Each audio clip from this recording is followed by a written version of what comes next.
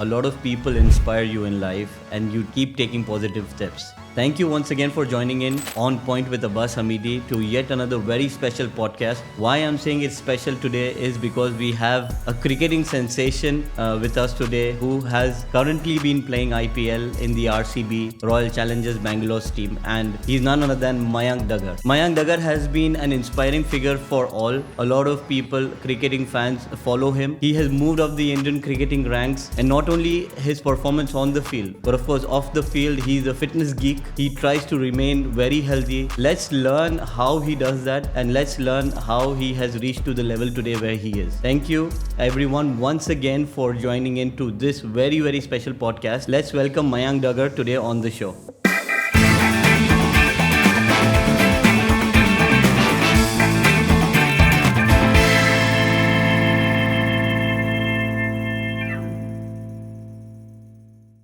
Mayank bhai, let's start with your recent experience. How's your IPL experience? What's been your most memorable moments, and so far, and playing for IPL, how have you developed as a player in your career? I mean, earlier I was with Kings 11 Punjab in 2018, and then after that I was with Sunrisers Hyderabad in the previous season. Then I got traded to RCB for the season which we had this year. I mean, RCB is the team where I always wanted to play, and of course playing alongside with the greatest of the word which you call GOAT. It's greatest of all the times, Virat bhai. I mean, it's amazing to be spending almost 2.5 months with him, learning so much. And plus, RCB is just not a franchise, it's an emotion, and I think it's a global franchise, not just for the IPL. Because you could see the fan following, and especially with the RCB fans, I have never seen such crazy fans. Yeah, the stadium they've been was crazy. so loyal, and they've been so loyal to us. Even though we didn't had a good first half of the IPL, but still, after that winning 6 games on a trot, I think that was something where the fans believed in us, and we all believed together. Wow. Okay, can you tell me your early journey? Why did you choose cricket as a sport, and what inspired you to be in this sport?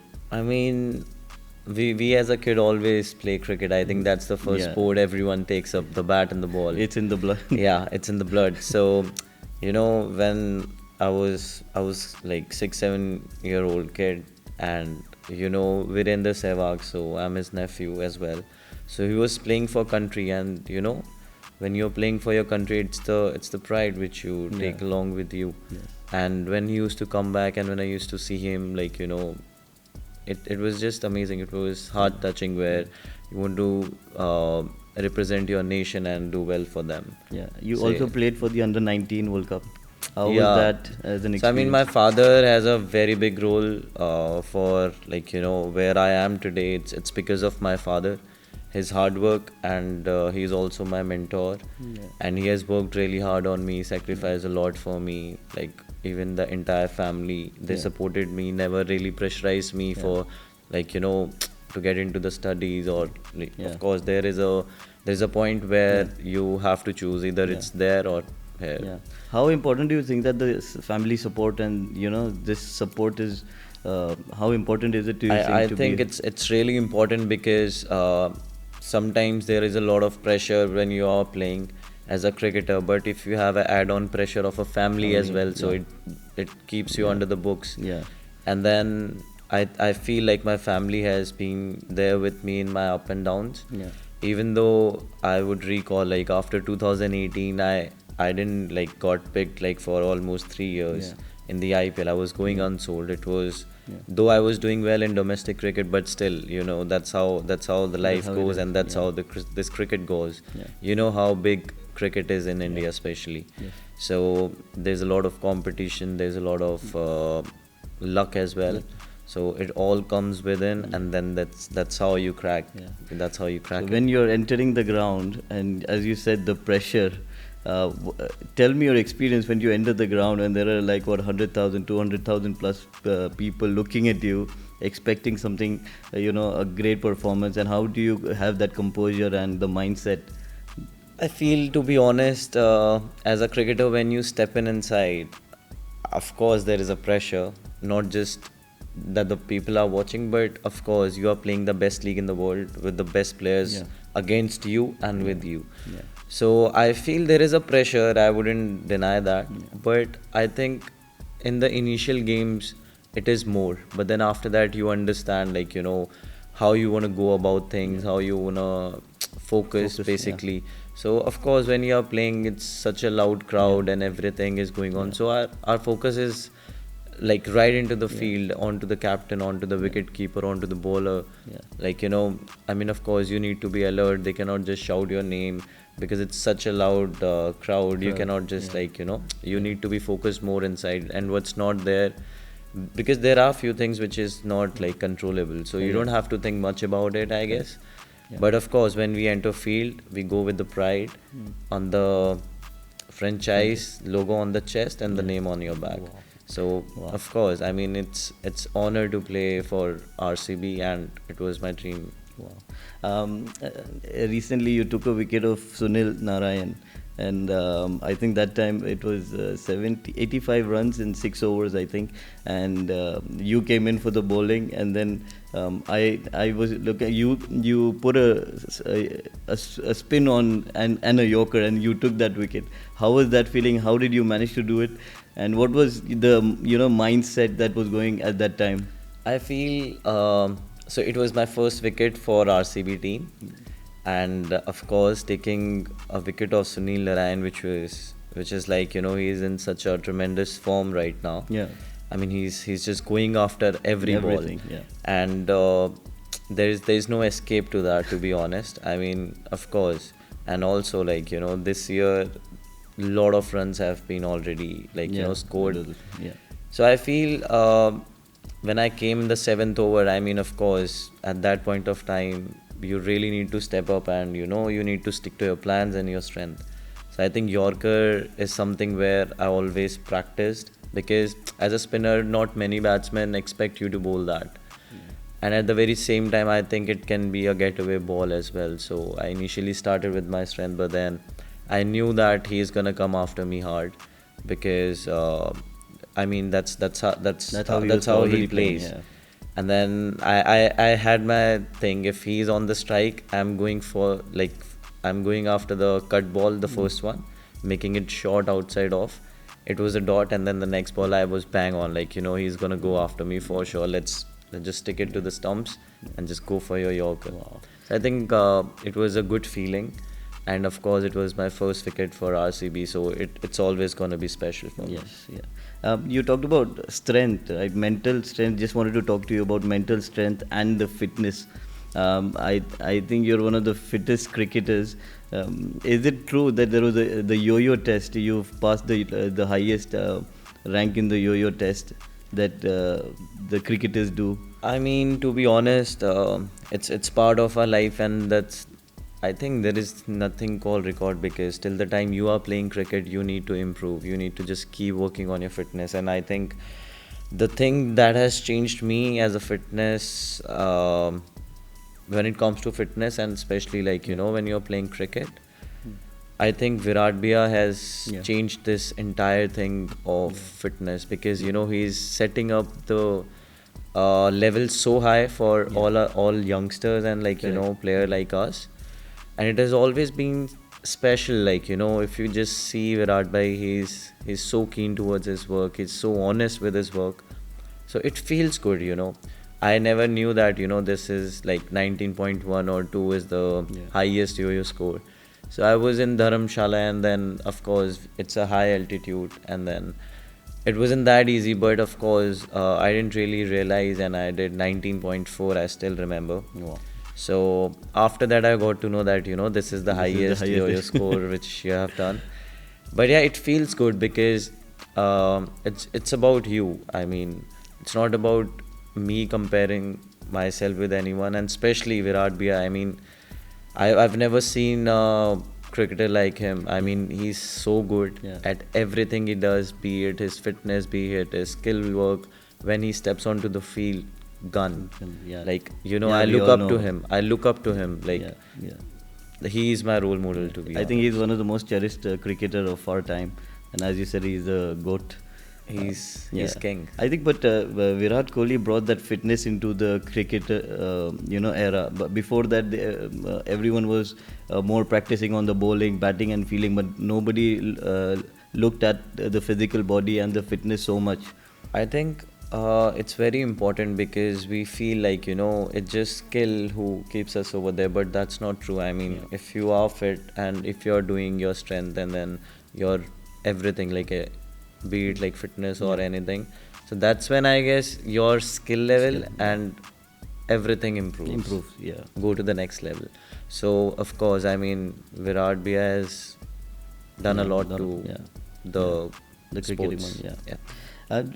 What has been your biggest challenges, and how did you overcome that before cricket, after cricket, and how you are where you are today? I think I have studied in Shimla, so there was no ground in Shimla because of course it's a hill station, and then over there at that point of time when I was in 7th standard, I was in hostel. So it was just first 3 months where cricket used to take place, and then after that it was other games which used to start. It was quite tough for me because there was no turf out there. We used to practice on mat, and of course me being a spinner, I have to spin the ball, and mat is not an ideal place to spin the ball. But yeah, I mean, it wasn't that easy because I used to travel a lot. But then, thanks to HPCA, Himachal Pradesh Cricket Association, they've always supported me. They've always, supported that thing which player needs. And big thanks to the Anurag sir, Arun Dhumal sir, because if you could see the stadiums out there in Himachal, I have never seen such a beautiful stadiums anywhere. I mean, it's all because of Anurag sir. And playing out there, practicing out there, doing our strength sessions, fitness, everything, all the camps. I think it's the best association I've ever came across. So yeah.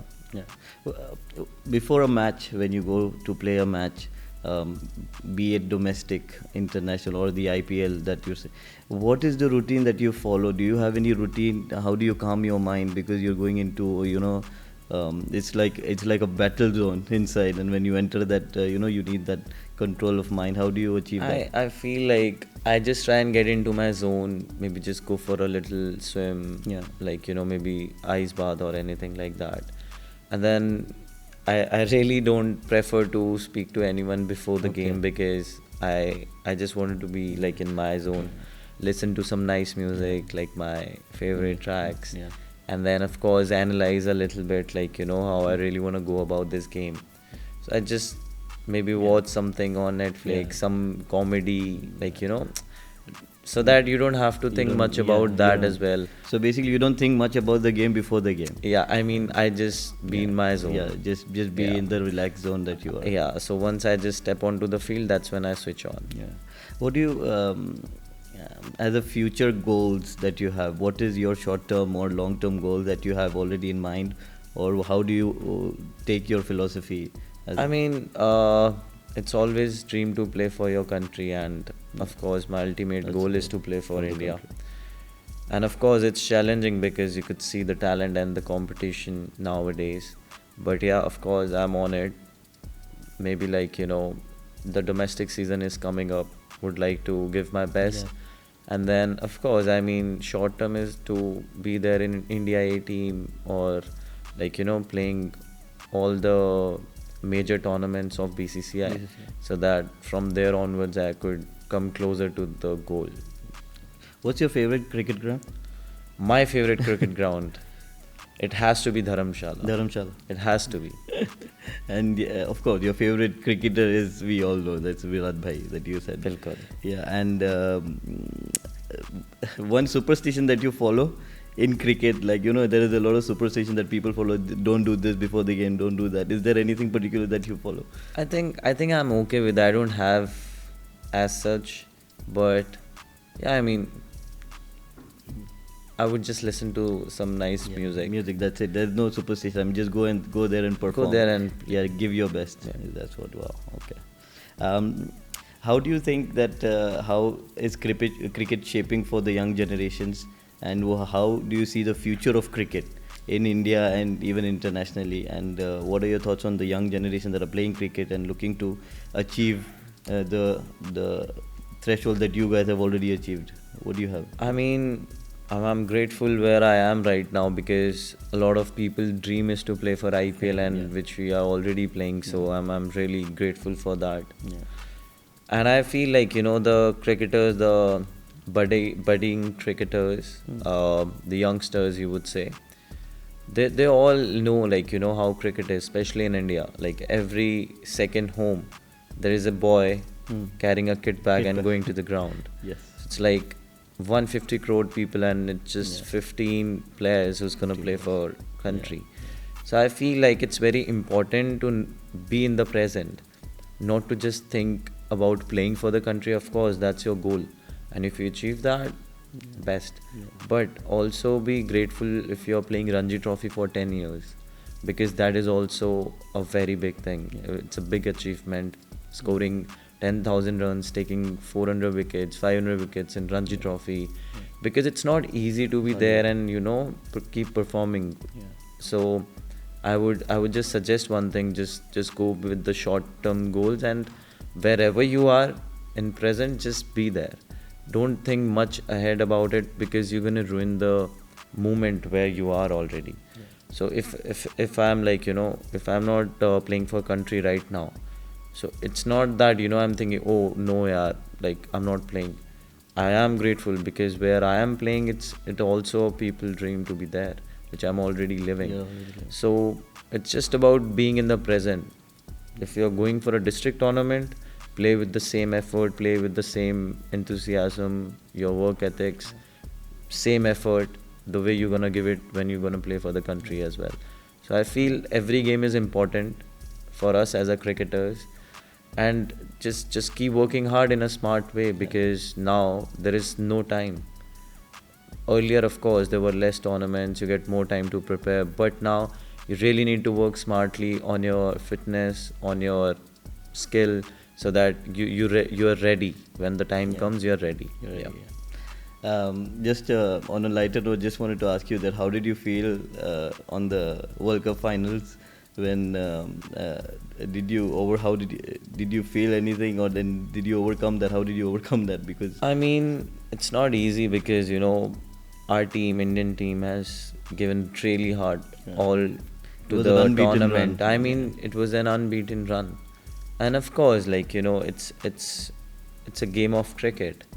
So I think Australia played well that day. So no doubt. I mean, they have played.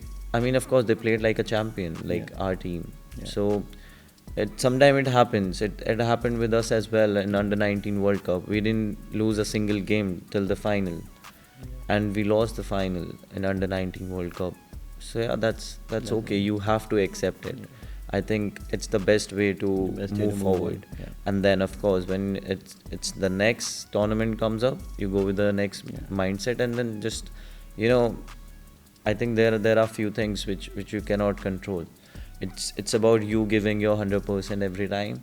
If you're giving it with all your heart and honesty, fair enough. You go back to your bed peacefully. Okay, so this will be our final question, and I've already taken a lot of your time. I just wanted to know life off the field. Like, what are your interests? What are your hobbies? When you're not playing cricket, what are you doing? So usually, like, I am a person who just try and just go somewhere to the beach, or like just relax, be on my own, like not thinking much about it. Just chill. Just relax, maybe go for some shopping because I really love shopping, no doubt. I mean, everyone does. But I mean, that's how I take it. Just take a time off. Just take a time off, go somewhere, relax. Okay. What would you say that the cricketers that are upcoming right now, the people who follow you, your fans who wants to make cricket as a career, what would you give an advice to them and a takeaway from the podcast today? I think only one thing which I want to say is just keep working hard in the right way and go in a right direction, because there would be distractions, there would be a lot of things coming your way, there will be up and downs in your game. So it's just about sticking to your strength and just keep improving yourself, not just as a cricketer but as a human being, because it's really important to be good human being before becoming anything in your professional life. So it's all about, like, how you really want to see things, like, how you really want things to work out for you. So all I would advise is to give your 200%. You're there, give your 200%. That's it. That's the only thing you can do. So yeah. Yeah. Thank you, Mayank Bhai, to honor me today in my channel, and it was a great speaking to you. It was a great. Thank you for your advices, and I think the generation can take away a lot from your podcast. And thank you very much to all our listeners and the audience. Please like, subscribe, and share the channel and spread the word. Thank you. Thank you.